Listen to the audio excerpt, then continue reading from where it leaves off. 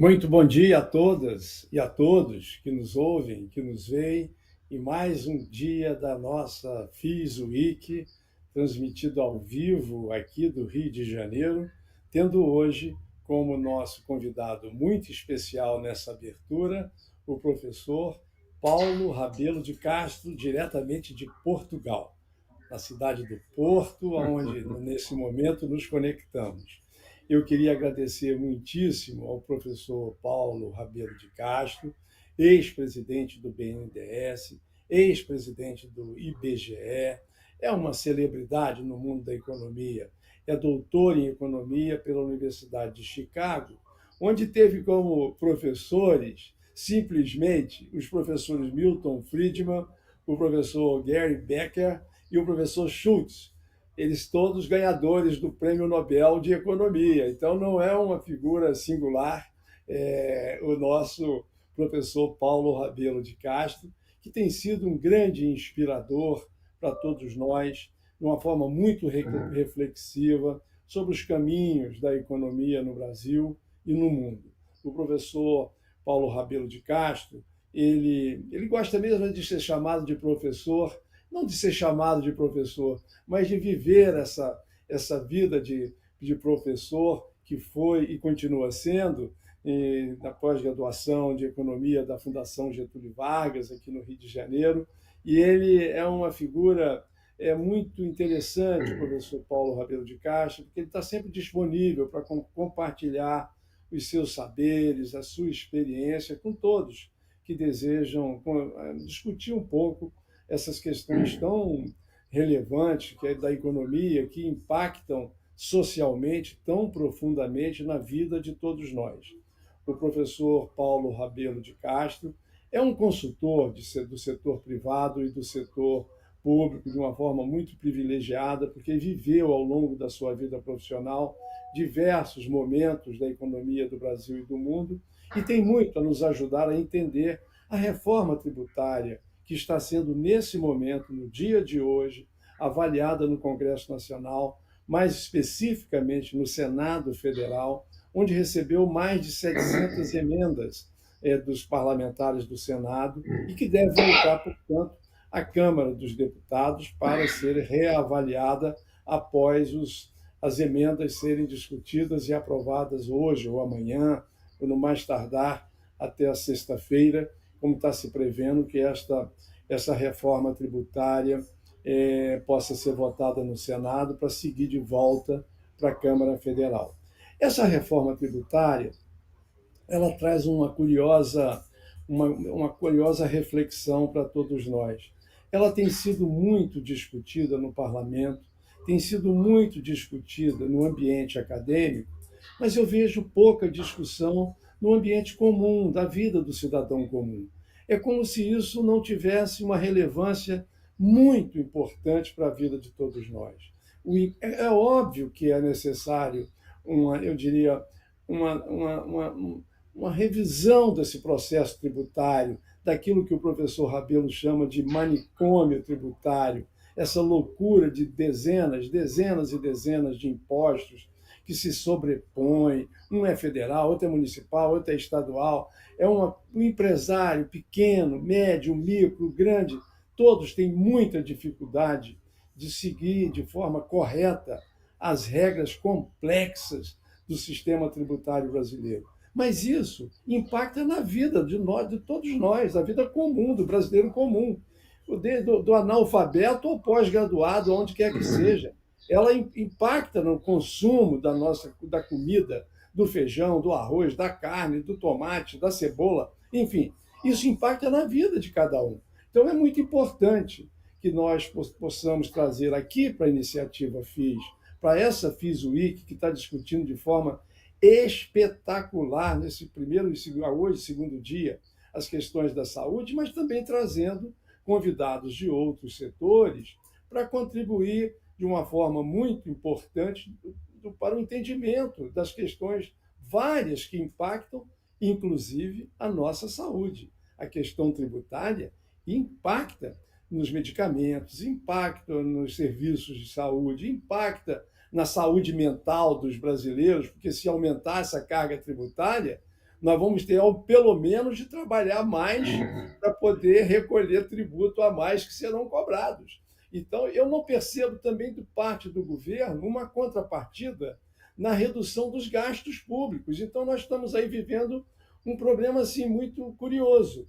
Nós estamos fazendo uma reforma tributária pelo que eu leio e vejo como ignorante em economia, haverá um incremento no volume total de tributos que serão cobrados do povo brasileiro. Em contrapartida, eu não vejo um sacrifício, entre aspas, dos governos municipais, estaduais e federal, de reduzir o custo da máquina pública para compatibilizar a receita, que são os tributos, com as despesas correntes, para que possa sobrar alguma coisa para se investir na qualidade de vida do cidadão brasileiro como um todo. Por isso, eu convidei o professor Paulo Rabelo de Castro para conversarmos um pouco sobre isso. Muito obrigado, mestre Paulo Rabelo de Castro. É uma honra enorme poder conversar consigo aqui na abertura do segundo dia da FIS Week, e eu gostaria muito que, nesse primeiro momento, o senhor pudesse nos falar qual é a sua visão sobre a reforma tributária que está em avaliação no Senado Federal no dia de hoje, com vistas a finalmente ser avaliado pelo Congresso Nacional como um todo, e muito particularmente pela Câmara dos Deputados, antes de ir à promulgação pela Presidência da República. Muito obrigado, professor. Seja muito bem-vindo. Muito obrigado, presidente Josier. Me ouve bem? Muito bem, muito bem. Me ouve bem? Ótimo, então tudo bem. A distância não nos atrapalha. E eu tenho para registrar com o meu bom dia também aqui a alegria de estar nesse segundo dia da FIS Week presente, trazendo um tema tão importante para todos os brasileiros quanto é a questão da tributação no Brasil. Estou à sua disposição para um papo que seja, vamos dizer, rápido. Eu mesmo vou procurar me conter, porque cada pergunta enseja eventualmente uma palestra. E quero te cumprimentar já, porque você, modestamente se dizendo meio sem conhecimento sobre o assunto, pontuou muito bem na sua fala introdutória sobre questões fundamentais que regem as relações tributárias entre os cidadãos e o ente tributante, que é o Estado brasileiro, nos seus 3 níveis: União, Estados e municípios, o que já introduz com esse termo uma peculiaridade brasileira. Normalmente, os países têm ou um ente tributante, o governo central, que exerce as funções federais, estaduais, ainda que haja administrações locais, elas são apenas recebedoras de verbas, elas não são entes tributantes, e, no mais das vezes, temos 2 patamares de tributação com 2 entes tributantes, o federal e o local, que pode ser regional ou provincial, como no Canadá, ou estadual. Aqui, curiosamente, nós temos 3 patamares, o que já torna a questão um pouco mais complicada, porque nós estamos introduzindo como entes tributantes não só a União, como 26 estados do Distrito Federal, 27 entes em nível estadual, e mais 5.570 entes municipais, os municípios brasileiros. Muito bem, professor. Então, para a gente começar, só para a gente nivelar o conhecimento de todos nós que estão aqui nos ouvindo e nos vendo, eu pediria que o senhor nos falasse um pouquinho assim, essa reforma tributária que está no Congresso Nacional, ela cria alíquotas que serão vários dos tributos existentes, ISS, ICMS, enfim, uma infinidade de tributos existentes, eles serão consolidados. E serão consolidados Sim. em 2 tributos. É isso? A ideia é essa. Então vamos lá. A ideia é essa. E foi a ideia que você capturou vamos dizer, da fala repetitiva da grande mídia. Mas a verdade não é essa. Então, isso já coloca, vamos dizer, um grande ponto de interrogação, como você dizia, deixa o cidadão perplexo e se perguntando a si mesmo se ele entendeu alguma coisa do que está acontecendo. Quando isso ocorre, quero já pontuar algo que você mencionou na sua primeira fala, que é por que as pessoas estão pouco ligadas nesse assunto, por que elas não se ligam um pouco mais nessa discussão. Felizmente, nós estamos tendo esse debate aqui, que espero que seja esclarecedor. Em parte, José, é porque elas não entendem nada do que está acontecendo. Você dificilmente vai discutir algo sobre o qual o seu nível de conhecimento é praticamente zero, em parte até por causa da total complexidade que faz com que jornalistas, mesmo capacitados, não consigam resumir com clareza e com veracidade aquilo que está sendo proposto. E número dois, que essa reforma, já vou lhe apontando, tem uma característica estranha. Ela está sendo votada agora, está se fazendo uma força danada que ela seja votada ainda neste ano fiscal de 2023, mas ela só começa a entrar em vigor, em 2027, ou seja, após a expiração do mandato atual do presidente Lula, o que eu já acho politicamente inadequado, porque quem aprova faz, quem aprova implementa, ainda que não conclua a implantação, o sujeito teria que começar isso no máximo, e essa é uma das propostas que nós, como participantes do Instituto Atlântico, fizemos na Câmara e fizemos no Senado, que é antecipar a vigência dos novos tributos para 1º de janeiro de 2026, baseado no seguinte princípio não é de tributário, princípio de bom senso. Se toda coisa boa você faz logo. Você não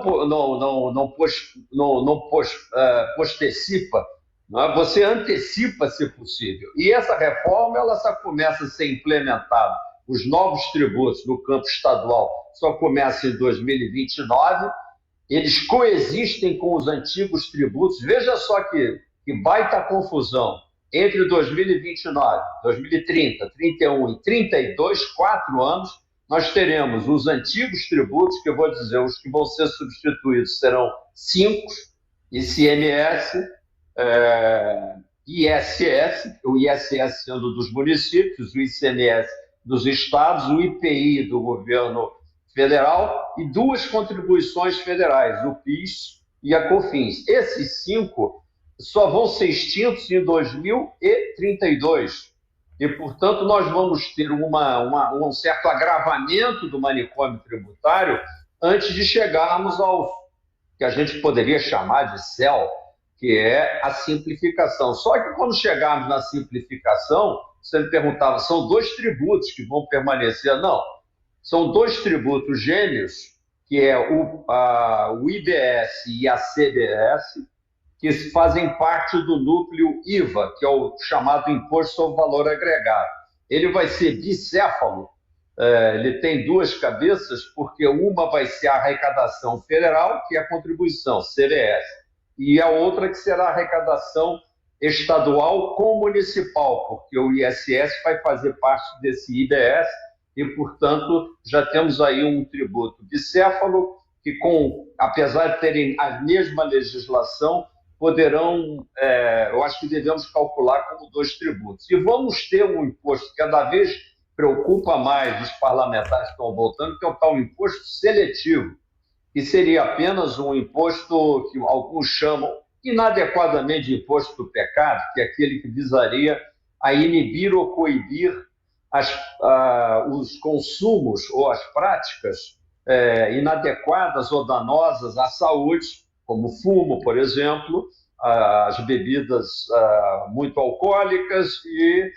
eventualmente, os bens, as operações que são danosas ao meio ambiente. Só que esse seletivo já está se estendendo a uma gama muito mais vasta e indeterminada de produtos, e isto é muito perigoso. Além do mais, nós vamos ter uma contribuição também sobre infraestrutura até o ano 2043. Uma novidade que eu até tenho que ainda ler melhor, porque ela foi introduzida esta manhã na leitura que, neste momento, o senador Eduardo Braga ou está já fazendo, enquanto falamos aqui, ou vai estar fazendo mais tarde, e, portanto, o capítulo reforma tributária não se extingue na transformação de 5 tributos atuais por 2, mas provavelmente por 4. Isso sem contar com a CID, que vai ser um imposto terrível, porque vai tributar tudo que é produzido também na Zona Franca de Manaus, por exemplo. Então, se bicicleta é produzida aqui em alguma cidade do Rio de Janeiro, mas ela é produzida na Zona Franca, ela tem que ser tributada para igualar a competitividade com a Zona Franca. Embora eu seja um defensor ardoroso daquele polo e daquele núcleo produtivo na Zona Franca de Manaus, eu trabalhei muito tempo lá e, portanto, eu sei da importância estratégica que teve, tem e terá esse processo industrial. A maneira de defender a preservação desse núcleo produtivo na Zona Franca de Manaus não é através da imposição tributária sobre operações que, porventura, sejam replicadas lá na Zona Franca de Manaus. Então, você vê que tem muita confusão ainda para ser resolvida, embora já estejamos assim, em estágio relativamente avançado de votação no Senado Federal para voltar para a Câmara. Bom, então, se eu entendi, professor, nós teremos na estruturação do chamado IVA, que seria o tal imposto único, aparentemente, 2 subimpostos. O IBS, que é o imposto e uma contribuição. Uma contribuição. O imposto sobre bens e serviços, que é formado pelo ISS dos municípios e pelo ICMS dos estados. E, da outra ponta, Exato. O CBS, a contribuição que seria formada pelo IPI, também ou não? O IPI, o COFINS... Não. Aí não. Você vê como é difícil.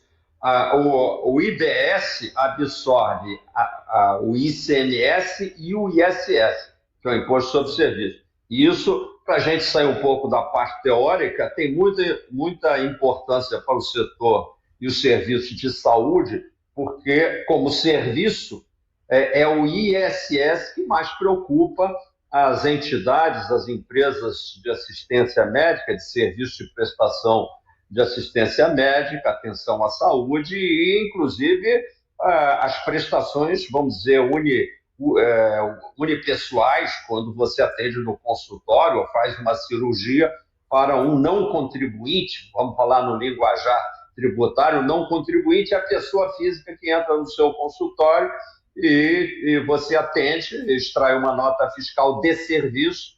Essa nota fiscal de serviço vai virar IBS e vai ter um tratamento específico IBS. A CBS vai ser cobrada também junto com o IBS. Portanto, é verdade, sim, que o total da contribuição que hoje a gente faz, ela em parte, quando estamos no consultório, extraímos uma nota fiscal de serviço, vamos pagar sobre ela o ISS, mas também pagamos o PIS e a COFINS. Pagamos o PIS e a COFINS. Se você está no regime do Simples, você continua pagando esses tributos, só que os paga numa ponderação de alíquotas diferenciada para justamente aliviar um pouco o grau dessa incidência. Mas, de qualquer maneira, ali está o ISS, está o PIS e a COFINS. O PIS e a COFINS viram CBS. O ISS... O IPI ficou... E o IPI, que não é o caso... O IPI, que não é o caso de preocupar nem a cirurgia, nem a consulta médica, é de preocupar, sim, a compra do equipamento. Porque a compra do equipamento paga IPI. E essa compra do IPI vai virar, no caso, IBS. IBS. Ela também tem essa... ela também tem essa característica.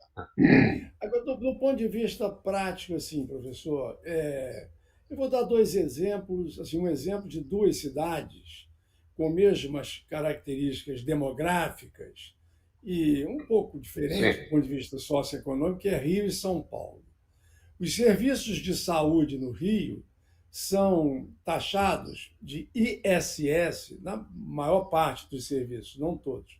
A maior parte com 5% de contribuição do ISS, do Imposto sobre Serviço. sim. Já em São Paulo, o mesmo serviço que aqui paga 5%, lá paga 2%. Nessa nova configuração desse IBS, como é que vai ficar os Uhum. serviços do Rio quando comparados com o igual serviço em São Paulo, no que tange ao valor do tributo que será cobrado?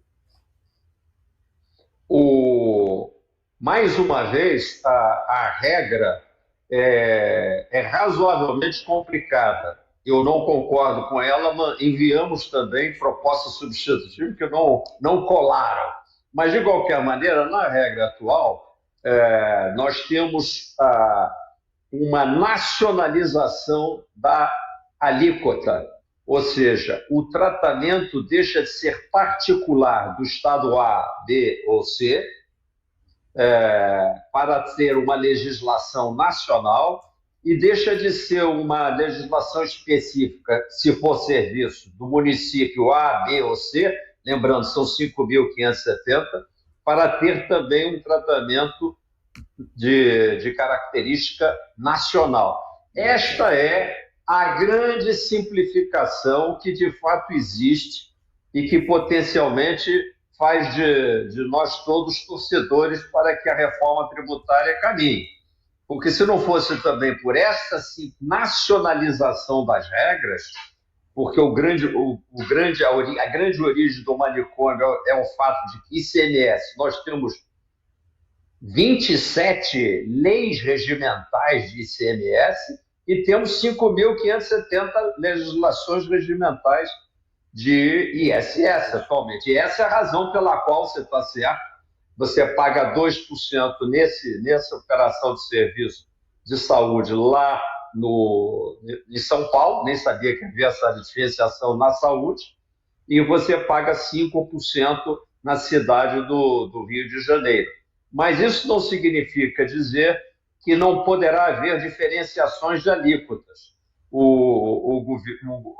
A proposta atual admite que cada estado e que cada município possa fazer pequenas manipulações na sua parcela de referência, ou seja, numa fração do valor total dessa alíquota, se ela for de 25% ou, digamos, 30%, o município vai ter 4 pontos percentuais ali, ele pode transformar aquele 4 percentuais em 3 ou até aumentar para 5, mas ele tem que aí praticar esse aumento, essa redução, não só sobre serviço de saúde. Ele tem que pensar muito bem, o governador ou o prefeito, antes de mexer, porque vai valer para todas as operações onde esse tributo incide. E aí, nesse caso, se ele quiser privilegiar só a saúde ou só a educação com uma redução dessa alíquota, ele vai pensar 2, 3, 4 vezes, provavelmente não fará, porque a redução para um segmento vai ser a redução para todos os segmentos. Então, mais uma vez, vai haver uma simplificação.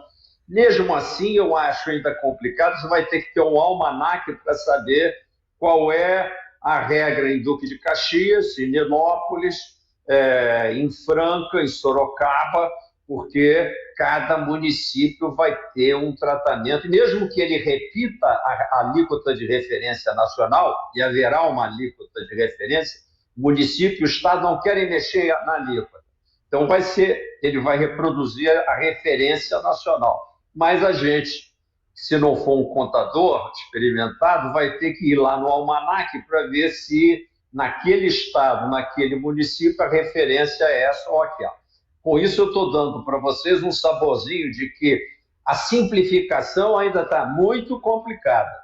E se eu disser para você que o relatório que o relator senador Eduardo Braga está lendo hoje tem 152 páginas, nós vamos ver que é uma produção realmente da farta imaginação criativa e improvisadora do brasileiro, que vai introduzindo não exatamente situações especiais. O serviço de saúde, por exemplo, é uma questão essencial, portanto, tem que ser tratada com essa essencialidade.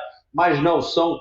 Ele vai introduzindo diferenciações, excepcionalidades, que já vão se traduzindo numa multiplicação de regrinhas dentro do texto constitucional. Aí, sem querer entrar em detalhes, é como se a gente fosse fazer uma operação dessas que hoje se resumem à laparoscopia, que são muito mais, vamos dizer, pouco invasivas, o sujeito passasse um rasgo de fora a fora na barriga do paciente. Quer dizer, nós estamos fazendo um acoplamento constitucional com a multiplicação de regras minuciosas que não são da característica do texto constitucional.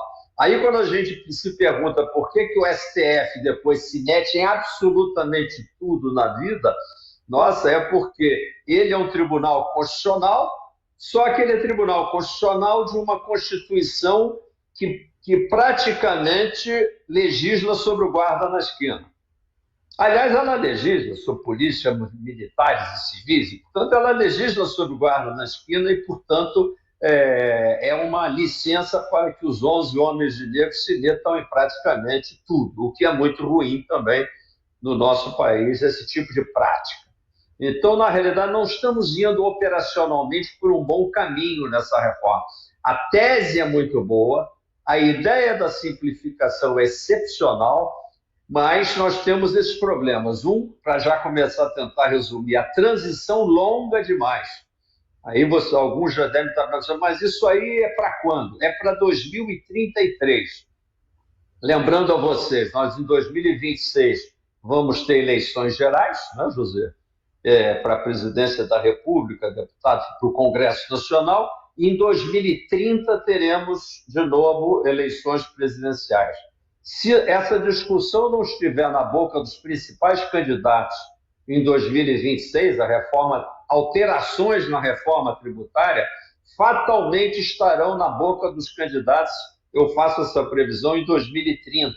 Para o quê? Alterar a reforma tributária que ainda não estará completamente implementada. Este é o nosso país. E por quê?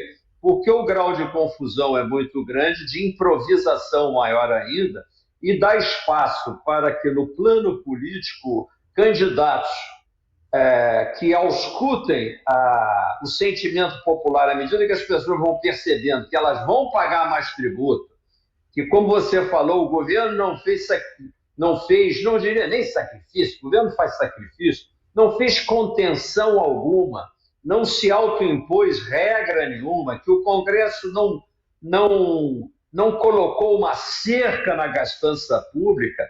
Qualquer candidato que vise a uma popularidade do seu discurso, provavelmente fará o discurso assim: chegarei vitorioso e vou alterar esta reforma tributária. Ou então eu vou, no primeiro dia, enviar um projeto de emenda constitucional para eliminar a reforma tributária e manter os tributos ainda atualmente vigentes, porque, como eu disse, até 2032, os tributos que iriam morrer ainda não morreram. Então, é muito fácil dizer, olha, fica o dito pelo não dito, e mantenho o ICMS, mantenho o ISS, mantenho isso, mantenho aquilo, por quê? Eles ainda estão lá. Então, também não é uma boa tática. Boa coisa, como eu disse, se faz logo, né? Se você tem uma casa nova para você morar nela, você não vai ficar esperando morando na casa velha.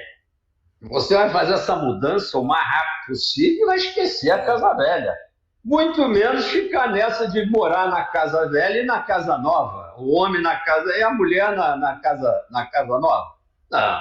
Então, você já nota que essa demora ela é um pouco indicativa de uma grande ignorância dos proponentes da reforma.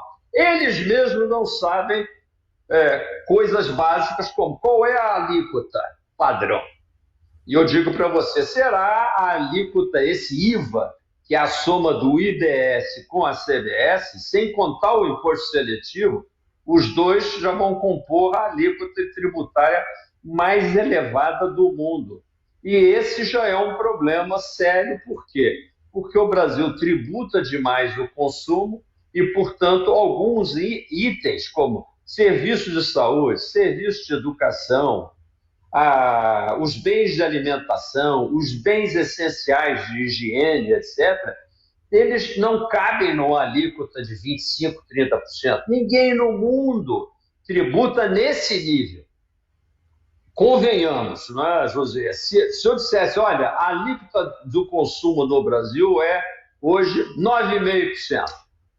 Você iria fazer muita birra para dizer, bom, tá bom, em nome da unidade do padrão altamente simples, 9,5% para todo mundo, e está fechada o financiamento de estados, municípios, e até uma parcela que vai para o governo federal. Só que não é 9,5%.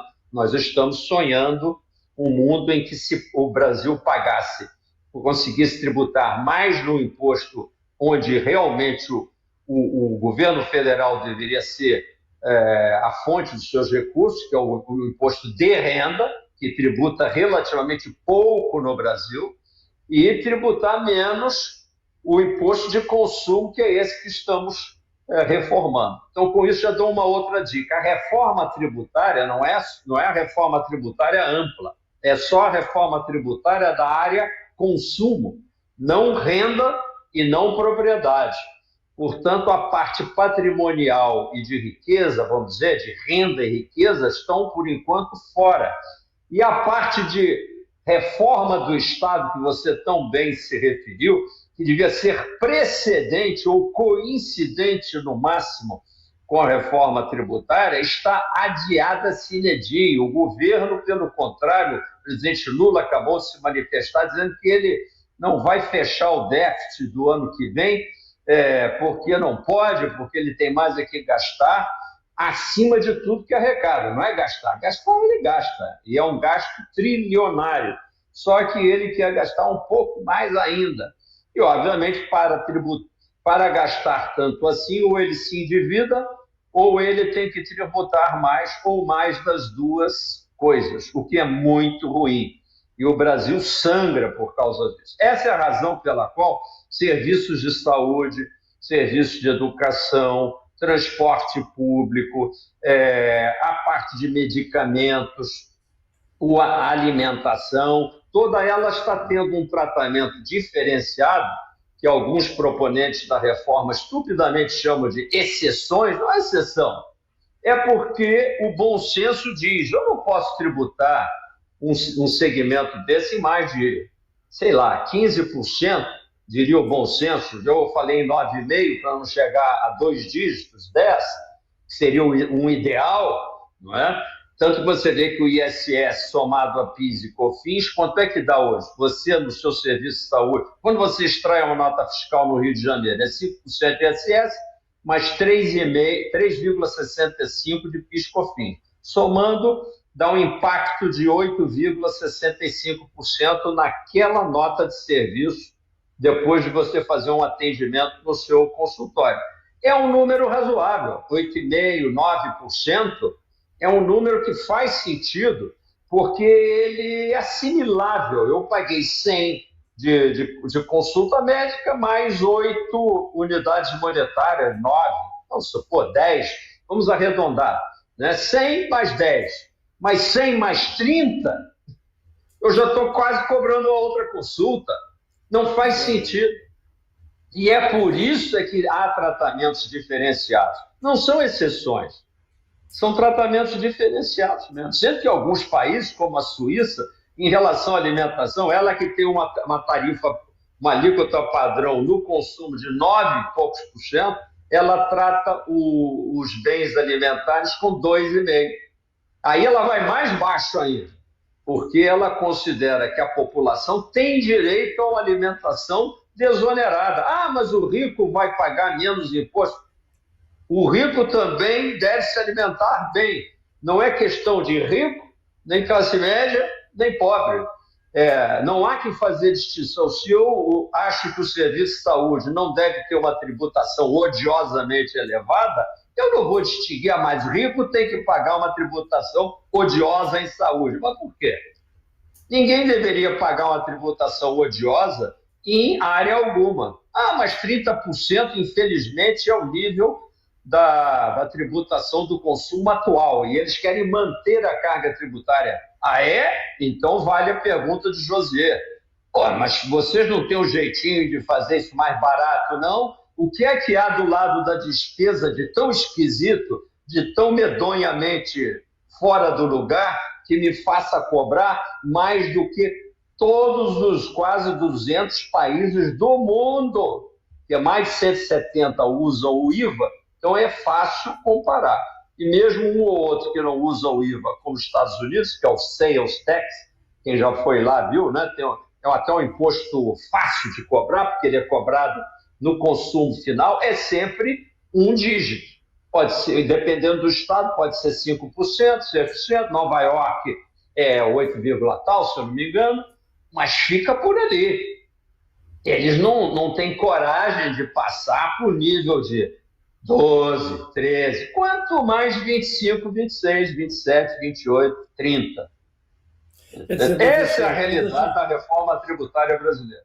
E o serviço de saúde, infelizmente, apesar de blindados, a parte serviço de profissão regulamentada, vão pagar 70% da alíquota padrão, e os serviços de saúde, em geral, de acordo com o que vier na lei complementar, que já é uma outra briga, terão uma redução de 60%, portanto, pagarão 40%. Então, serviços de saúde, em geral, alíquota de 40% do padrão, e profissões regulamentadas, se o serviço de saúde não for enquadrado nessa alíquota de 40%, vai pagar 70% do padrão. Se o padrão for uma alíquota de 30%, é só fazer a conta. 40% de 30, 4 vezes 3 dá 12. Ainda é algo tolerável. Agora vamos fazer a conta com 70%. 7 vezes 3 dá 21. Você para cobrar 21% numa consulta médica pode ser muito, muito grave. Você pagar mais 21% pelo serviço do seu advogado para te defender numa causa, também eu acho que é extremamente pesado.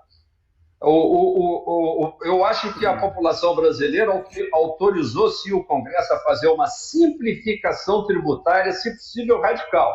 Mas, José, não houve autorização para que houvesse uma modificação dos pesos de arrecadação, tanta movimentação da incidência tributária como eles estão por fazer.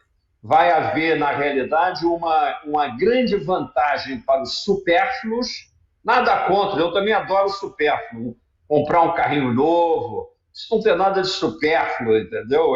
Só que é um bem considerado não essencial, entendeu? Portanto, serão... Eu sempre brinco um pouquinho lá no limite, uma bolsa Louis Vuitton também não é supérfluo para aquela senhora que adora uma bolsa chique. Mas o fato é que se algum item tem que pagar relativamente mais, não é esse item. Ele não tem característica de essencialidade.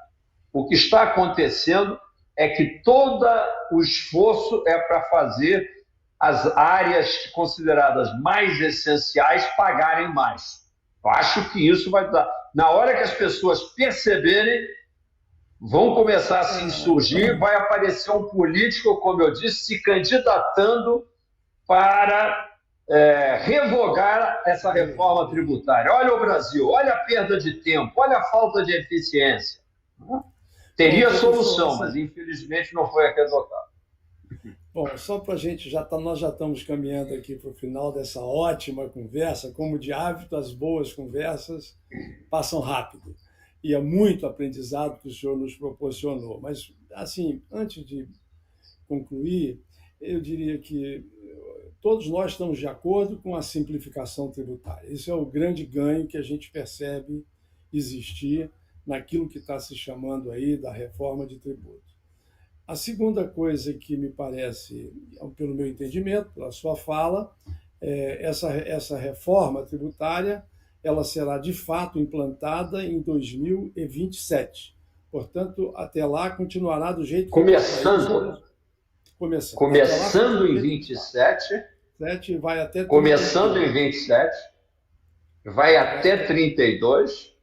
Perfeito. Isso, e Agora, sendo que os efeitos, eu não querendo complicar, mas os efeitos sobre a distribuição da arrecadação entre estados e municípios seria um outro capítulo da nossa conversa, perfeito. porque o prefeito do Rio de Janeiro, a prefeita da cidade tal, o governador, a governadora eles também estão perplexos, não só somos nós, não. Eles também estão perplexos, não sabem bem quem vai ganhar, vai perder. E as regras de redistribuição não são de acordo com o que cada área produz ou consome. Não. Vai haver uma redistribuição meio que burocrática entre 2028, começando em 28, até 2078. Na É, realidade, entre 2034 e 2078. Vou repetir o número que parece uma piada pronta. 2078. José, não sei se nós vamos chegar lá para ver o final da vamos. reforma tributária. Bom, a segunda conclusão que eu chego da nossa conversa é que a população precisa, de fato, daqui a pouco, repensar como pressionar os políticos em relação à reforma do Estado brasileiro. O Estado brasileiro precisa ser feita uma reforma administrativa, não somente para a questão de redução de custos, mas para otimizar minimamente os seus custos, para que Sem nós dúvida. não precisemos comprar um plano de saúde privado, para que nós não precisemos colocar nossos filhos em escolas privadas. Eu acho que está na hora. Ou se mantém o gasto atual, mas se entrega serviços de qualidade, ou se reduz o tamanho do Estado e os gastos públicos para que sobre dinheiro para a população poder comprar no privado aquilo que ela acha que tem que comprar, que seja melhor para ela. Então, Exatamente. para caminhar assim para esse nosso final de conversa, eu acho assim, eu gostaria que o senhor nos dissesse, existe, eu sei que o senhor apresentou várias propostas no Senado, através do Instituto Atlântico, várias propostas na Câmara dos Deputados, e elas não foram absorvidas e tal.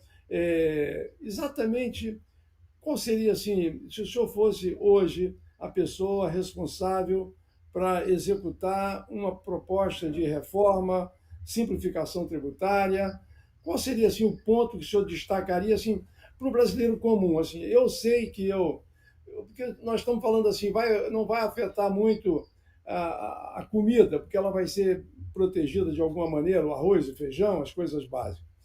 Mas um Sim, tem carro com uma cláusula de motorista, isenção. eu não sei se o automóvel que o motorista do táxi, do Uber, do táxi talvez consiga ainda reduzir alguma coisa, mas o motorista do Uber que precisa daquele carrinho para poder fazer a vida dele acontecer, e hoje ele tem lá facilidades de comprar um carro, especialmente o taxista, que vai agora o IPI reduziu para poder comprar um carro. Se essa tributação for totalmente uniformizada, esses benefícios desaparecerão, pelo que eu estou entendendo. Posso estar entendendo equivocadamente, mas poderão Sim, sim. desaparecer.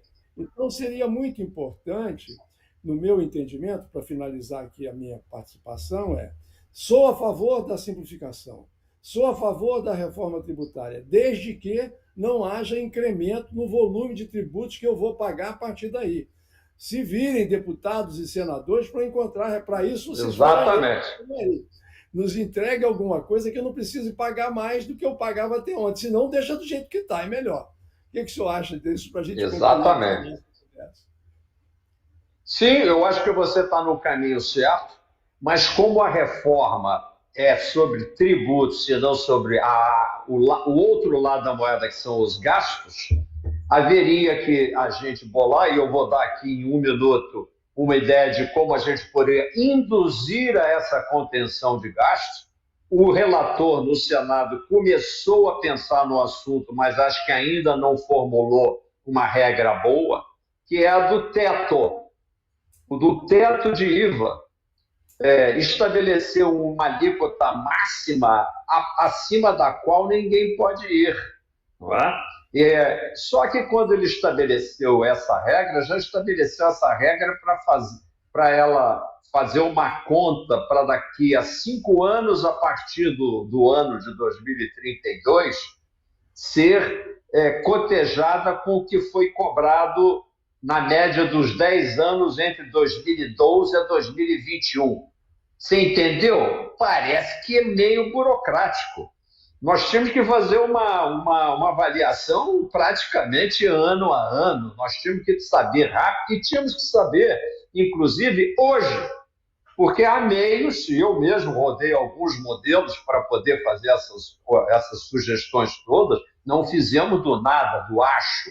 Nós fizemos testes de laboratório econômico para poder chegar numa contabilidade de como seria a implantação mais de bom senso. E isso nos leva à seguinte proposta, que o objetivo é que eu dou para você e a Associação Comercial do Rio. Não só deveríamos ter teto, mas o teto deveria ser móvel e com compressão sucessiva, assim como você faz quando usa uma meia de compressão, já que estamos falando da área médica. Temos que ir comprimindo gradualmente. Então, deveria ter uma regra móvel que, a partir da data tal, da alíquota que fosse estabelecida como padrão, no ano seguinte se ganharia meio ou 1 ponto percentual, quer dizer, de 30 cairia para 29,5 ou 29, de 29 para 28, rumo a quê? A pelo menos continuarmos sendo uma das alíquotas mais elevadas do mundo, mas não a mais elevada, que é hoje 27%. Porque então, nós temos que chegar no mínimo a 25%, para não ser exagerado, para não pedir demais, mas tinha que ter isso. 29. Mas onde é que o governo ia buscar? Os governos, federal, estadual e municipal, iriam buscar isso? Na reforma do imposto de renda, que eles prometem que 180 dias, uma vez promulgada esta parte do consumo, entrariam na discussão da renda. Não é que eu queira que os ricos sejam mais tributados. O que nós queremos, mais do que a reforma do imposto de renda, repito, é a reforma do próprio Estado, que é do gasto, que de fato é enorme, exagerado, e inclusive a parte de juros, porque quando eu mencionei o Lula aí, também dizendo que o Lula não está querendo zerar o déficit chamado operacional, o primário, sem incluir os 700 bilhões que serão gastos, só 700 bilhões de gastos com juros, José, só este ano. Todo o Brasil não tem nada de déficit zerado. Atenção, povo brasileiro. O déficit é enorme. Ele é de quase 7% do PIB. Hein? Loucura. Então, veja só, tem que conter, portanto, teto móvel e comprimindo. Número 2, início da reforma em 2026. Quem sabe a prova faz. O Lula não pode fugir de ser o implementador e, inclusive, ganhar os louros pela vitória. Nós estamos dando, aparentemente, não para ele um passa-moleque. Estamos dando a oportunidade dele ir para ser estátua em praça pública, porque se ele configura uma reforma tributária bacana e implementa ainda nesse mandato, ele é um sério candidato a ganhar a eleição ou quem quer que ele indique. Então, não é uma proposta contra o presidente, é a favor do presidente. Desde que seja uma... E como nós não entendemos nada de reforma, nem eu, nem você, nem o público que está nos acompanhando, A única coisa que a gente pode fazer é assim, meu amigo, você inventou esse móvel aí, esse objeto voador, então não serei eu nem você que vamos, não serei eu nem o José que vamos experimentar. Você entra, você decola e você pilota. Você inicia em 2026 e não deixa para ninguém mais fazer. Isso é uma regra de bom senso. Terceira e última coisa, o operador nacional de distribuição de arrecadação, eles não falam sobre a parte operacional, que foi, aliás, o eixo da recente reforma tributária do IVA implementada na Índia, que tem uma característica de país continental, problemático como é o nosso. Fizeram com sucesso absoluto, mas tinha um backbone digital sensacional por trás. Eu fiz uma reunião, já estando aqui, inclusive no exterior, com professores da Índia, que me confirmaram exatamente que há necessidade absoluta de um operador nacional de distribuição de arrecadação. Se esse operador, que eu inclusive apresentei sob forma de uma legislação para entrar na PEC, fosse adotado, nós poderíamos, em 2026, fazer essa iniciação sem coexistência. Morre o ICMS, morre o ISS, vamos para os tributos novos em 1º de janeiro de 26. Aí sim, aí eu começo a acreditar, esses caras, realmente, eles fizeram o design de um avião que voa. Por enquanto, eu não entro nesse avião. Bom, eu como brasileiro, e você que está me ouvindo, José, e mais todos que estamos nos acompanhando, vamos ter que entrar nesse avião e rezar. Não tem jeito, é rezar.